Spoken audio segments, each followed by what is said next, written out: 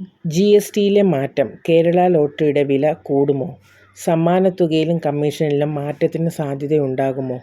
വിവിധ ഉൽപ്പന്നങ്ങൾക്ക് GST ഇളവ് ലഭിച്ചെങ്കിലും ആശങ്കയുമായി കേരള സംസ്ഥാന ലോട്ടറി. സംസ്ഥാന ലോട്ടറിയുടെ GST 28% നിന്ന് 40% ഉയരും.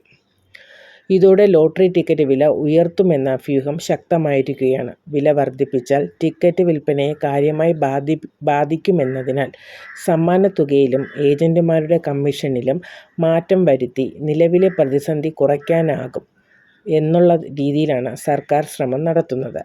ടിക്കറ്റ് വില വർദ്ധിപ്പിച്ചാൽ വിൽപ്പനയിൽ കാര്യമായ ഇടിവുണ്ടാകും എന്നുള്ള ഒരു അഭ്യൂഹവും ഉണ്ട്. ഈ സാഹചര്യം മറികടക്കാൻ സമ്മാനത്തുകയിലും ഏജന്റുമാരുടെ കമ്മീഷനിലും മാറ്റം വരുത്തുകയല്ലാതെ മറ്റു മാർഗമില്ല. ഏജന്റുമാരിൽ നിന്ന് എതിർപ്പുണ്ടാകാതിരിക്കാൻ ഇവരുമായി സംസ്ഥാന ലോട്ടറി വകുപ്പ് ചർച്ച നടത്തും. കമ്മീഷനിൽ നേരിയ കുറവുണ്ടാവുകയും ചെയ്യും. 2017 GST ആരംഭിച്ചപ്പോൾ ലോട്ടറിക്ക് 12% GST എങ്കിൽ 2020 അത് 28% മാറ്റം വന്നു.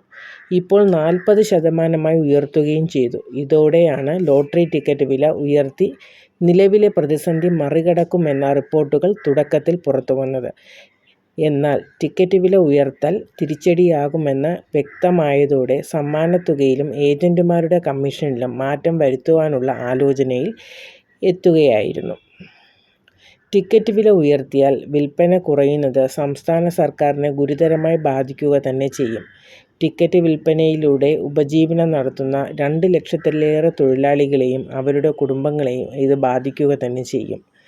ടിക്കറ്റിൻ്റെ വിൽപ്പന വഴി ക്ഷേമനിധി, കാരുണ്യ ചികിത്സാ പദ്ധതി എന്നിവയ്ക്കായി ലോട്ടറി വരുമാനമാണ് പ്രധാനമായി ഉപയോഗിക്കുന്നത്. വിൽപ്പന കുറഞ്ഞാൽ ഈ മേഖലയിലേക്കുള്ള സാമ്പത്തിക സഹായത്തിൻ്റെ കാര്യത്തിലും തിരിച്ചടിയുണ്ടാകും. സംസ്ഥാന ലോട്ടറിയുടെ സമ്മാന ഘടനയിൽ മാറ്റം വരുത്തി സമ്മാനത്തുക വർദ്ധിപ്പിച്ചിട്ട് അധികമായിട്ടില്ല. ഈ അടുത്തിടെയാണ് അങ്ങനെയൊരു മാറ്റം നമ്മുടെ കേരള ലോട്ടറിയിൽ ഉണ്ടായിട്ടുള്ളത്. ഇതുവഴി സർക്കാരിന് ഒരുപാട് നല്ല രീതിയിലുള്ള വരുമാനവും ഉണ്ടായിട്ടുണ്ട്. അങ്ങനെ ഇരിക്കുന്ന സാഹചര്യത്തിലാണ് GSTയുടെ ഈ ഒരു മറിമായം നടക്കുന്നത്. 1 കോടി രൂപയാണ് മിക്ക ലോട്ടറിക്കും ഒന്നാം സമ്മാനമായി ലഭിക്കുന്നത്. 1 മുതൽ 10ഓളം സമ്മാനങ്ങൾ നൽകുന്നുമുണ്ട്. വലിയ തുകയാണ് 1ഉം 2ഉം 3ഉം സമ്മാനാർഹർക്ക് ലഭിക്കുന്നത്. സമ്മാന ഘടനയിലെ ഈ മാറ്റം ടിക്കറ്റ് വിൽപ്പന ഉയരാൻ ഒരുപാട് സഹായിച്ചിരുന്നു.